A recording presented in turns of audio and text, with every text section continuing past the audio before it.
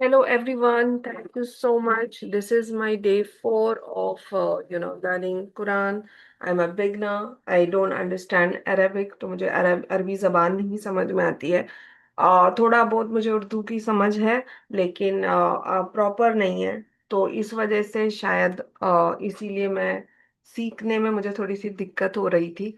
लेकिन अभी मैंने धीरे धीरे पढ़ना शुरू किया है, सब कुछ चीज़ों को समझना शुरू किया है। और आज की लर्निंग मेरी क्या है, मैं आपसे वो शेयर करूंगी। सो बिस्मिल्लाहिर्रहमानिर्रहीम, और हम शुरू करते हैं।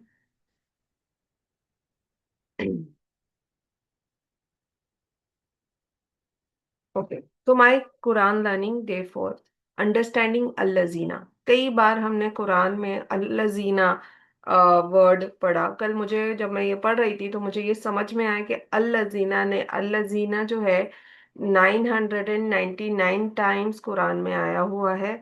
तो फिर उससे मेरे को मुझे समझ में आया कि ये वर्ड का क्या मीनिंग है। हम कई बार कुरान पढ़ते हैं और अल-लजीना वर्ड आता है। अल-लजीना एक एक्शन वर्ड है। और मैं एक बिगनर हूँ, और ये मेरे पर्सनल नोट्स है जो भी मैं पढ़ रही हूँ अपनी कुरान क्लास में, वो मैं ऐसे कन्वर्ट करके इसको प्रेजेंट कर रही हूँ ताकि ये मुझे भी याद रहे, और जो भी मुझे देख रहा है उनको भी हेल्प आउट हो कि ये छोटी छोटी चीजें हम बिगनर्स कैसे सीख सकते हैं। तो द नेक्स्ट स्लाइड इज अल-लजीना, मतलब दोज हु इन इंग्लिश, लेकिन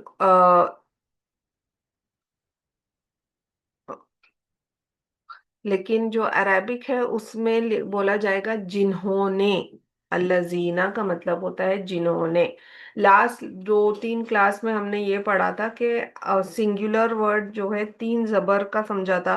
फिर अगर उन्होंने मतलब मल्टीपल लोग अगर कोई एक्शन कर रहे हैं, तो उस एक्शन के बाजू में वाव अलीफ और पेश आता है। तो ये हमने पढ़ा था।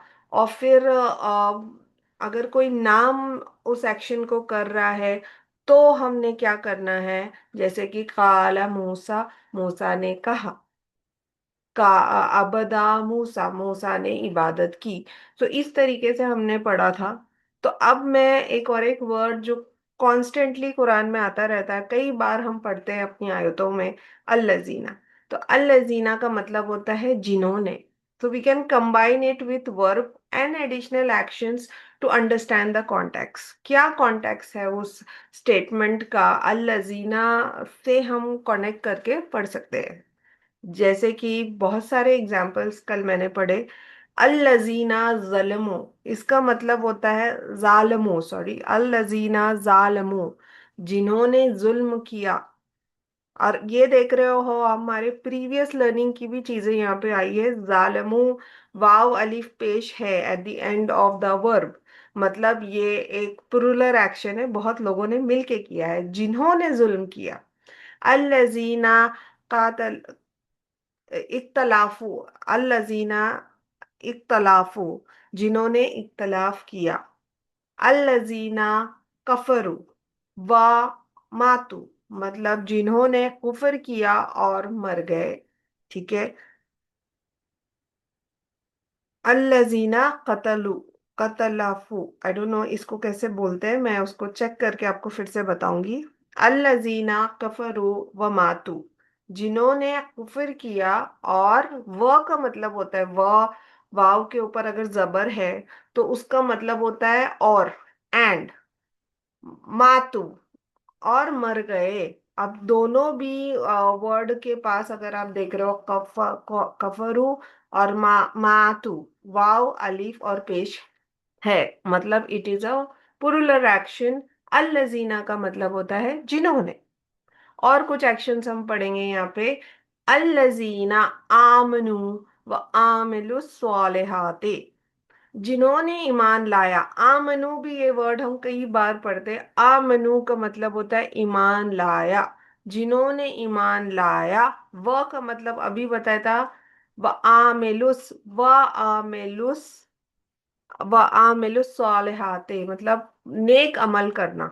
सालिहाते का मतलब नेक अमल करना।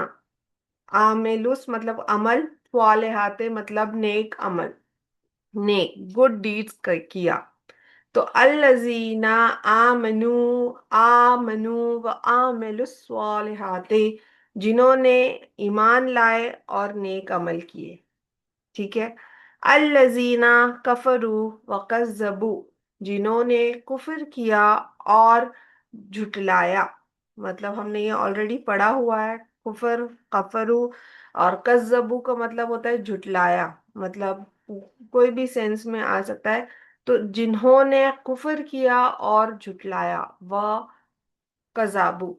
अल्लजीना आमनु वल्लजीना व वल्लजीना हाजरू। अगर आप देख रहे हैं इस स्टेटमेंट में दो बार अल्लजीना है, तो आप नीचे देखिए क्या लिखा है, जिन्होंने ईमान लाया। मतलब एक सेंटेंस है, व का मतलब एंड, अल्लजीना वर्ड टू वर्ड यहाँ पे आएगा, जिन्होंने हजरू मतलब हिजरत की, हजरू जिन्होंने हिजरत किया।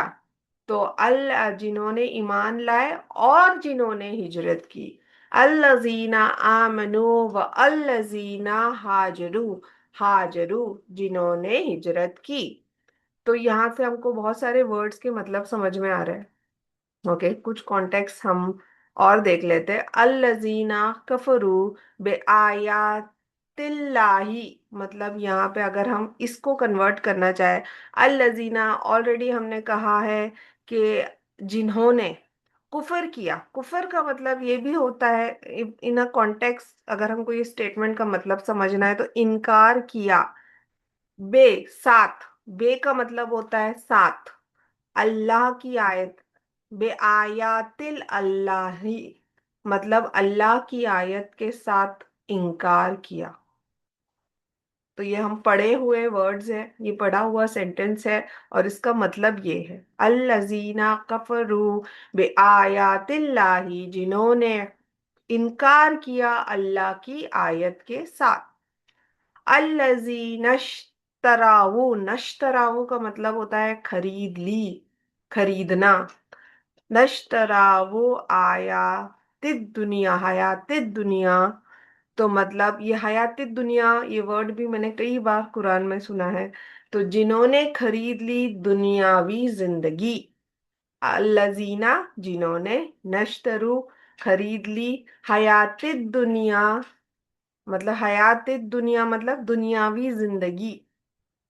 जिंदगी, हयात मतलब जिंदगी, अगर हम बोला अल्लाह आपको लंबी हयात दे।